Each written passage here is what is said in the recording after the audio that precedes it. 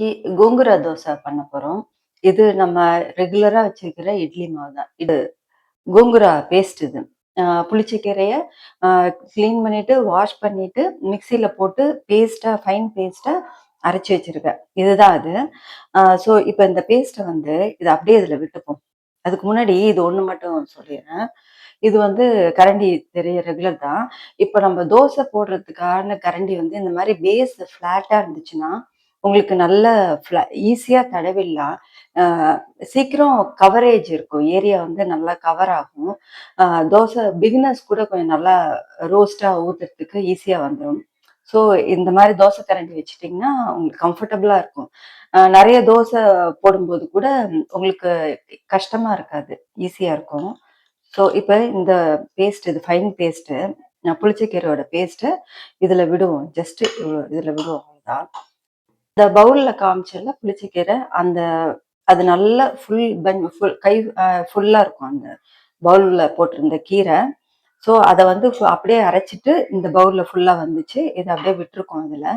இப்போ இத வந்து ம் கேஸ் ஸ்டவ் ஆன் பண்ணிட்டு இத போட்டுப்போம். Iron rich, calcium rich. இது நல்லா சாப்பிடுறதால டைஜஷன் இம்ப்ரூவ் ஆகும். பிளட்டோட குவாலிட்டி இம்ப்ரூவ் ஆகும்னு சொல்லுவாங்க. நார்மலா இது வந்து பிரெக்னன்ட் லேடீஸ் வந்து சாப்பிடுவாங்க. அளவா இது சாப்பிட்டுக்கிட்டா ரொம்ப நல்லது. ஃபோலிக் ஆசிடுக்கு இருக்கும். அப்புறம் கிளியர் ஸ்கின் வரும். ஹேர் ஃபால் குறையும். இது எல்லாத்துக்குமே அவ்ளோ நல்லது புளிச்சக்கீரை. இத வந்து நம்ம மசியல்லாம் பண்ணோம்னா, அவ்ளோ குவான்டிட்டி சேர்த்துக்க முடியாது.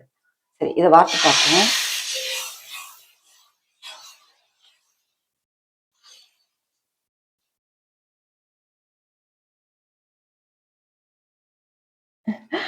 பஞ்சரெல்லாம் ஒண்ணும் நான் போடல. ஆ அவ்வளோதான். இப்போ ஆஸ் யூசுவல் நம்ம எண்ணெய் போட்டுக்கலாம் அதுல. வேகட்டும். இந்த பாருங்க. இது ரோஸ்ட் கைண்ட்ல தான் ஊத்திருக்கேன். இங்க நல்லா ப்ரௌனிஷா வந்திருக்கு பாருங்க. இத வந்து அ புளிப்பு எப்படி இருக்குன்னு நான் உங்களுக்கு இப்பவே சாப்பிட்டு பார்த்து சொல்றேன். புளிப்பு வந்து மீடியமா தான் இருக்கு. ஸோ இந்த டிஸ்கிரிப்ஷன்ல வந்து இந்த கீரையோட அளவ நான் போடுறேன். நீங்க அத அப்படியே போட்டுக்கிட்டீங்கன்னா கூட உங்களுக்கு ப்ராப்பரா வரும்.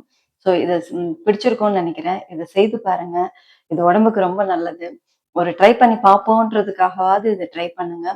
அடுத்தது அந்த காரப்பொடி போட்டு அந்த தோசையும் இப்ப பண்ணலாம். முன்னாடி நம்ம பார்த்தோம்ல, இந்த புளிச்சக்கீரை மிக்ஸ் பண்ணி பண்ணது அதே அந்த மாவு தான் அது. அப்படியே இருக்கு. சோம்பு 1 ஸ்பூன், 1 டேபிள் ஸ்பூன் நல்லா கோபுரமா 1 டேபிள் ஸ்பூன், தனியா 1 டேபிள் ஸ்பூன் கோபுரமா, வரமிளகா ஒரு 3 இல்ல 4 போட்டுக்கலாம். காரம் நல்லா சாப்பிடுறவங்கன்னா 4 போட்டுக்கலாம். அதுவே கரெக்ட்டா தான் இருக்கும். இந்த ஃபுல் பவுடரையும் வந்து நம்ம இதுல போட்டுறலாம். போட்டுட்டு இத மிக்ஸ் பண்ணிட்டு, அதுக்குள்ள இத ஹீட் பண்ணிக்குவோம்.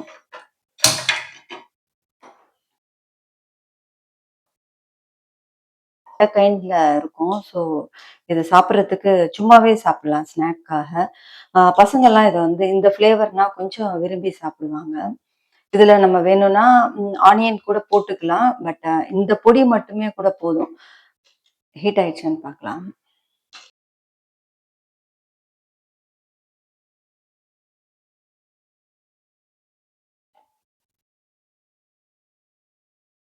தோசை இப்ப வார்த்தாச்சு.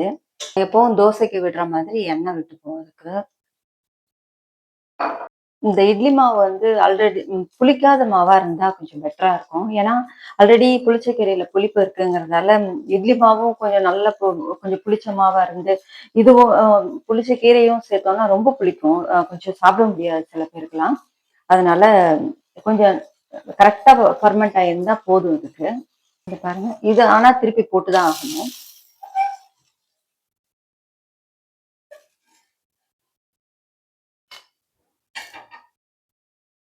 இது பாருங்க.